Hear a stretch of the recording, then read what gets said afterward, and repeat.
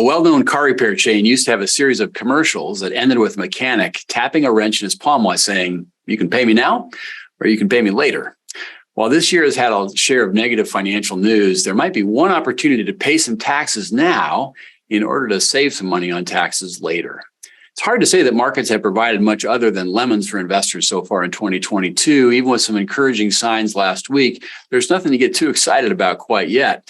But at the risk of sounding too cliche, there may be a couple of ways for investors to make some lemonade out of these otherwise lemon-like market returns. The first is tax loss harvesting. Here, an investor simply sells an investment that's currently at a loss, realizes the loss in 2022, and can use it to offset taxes on this year's tax return.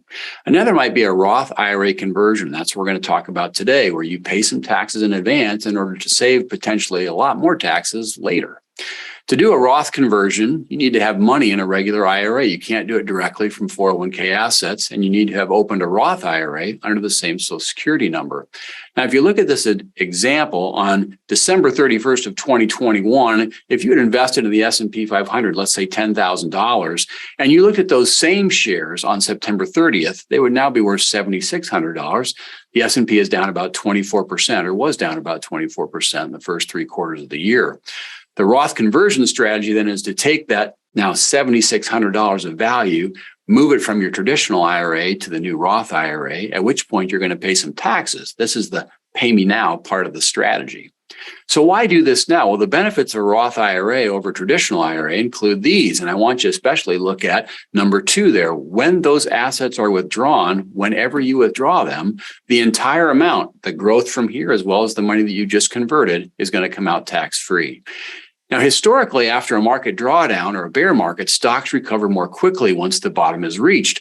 In this example, we'll assume it takes another 2 years from now for stocks to make up the lost ground, to make up that 24% that we are down. We don't know where the bottom will ultimately be, but we do know that we're closer to it now than we were 6 months ago. So where's the lemonade in this strategy? Well, it's in the future potential tax savings. In this example, after 2 years, the S&P 500 has recovered, and the $2,400 of growth in the converted Roth IRA is now not going to be taxed since it occurred inside the Roth IRA.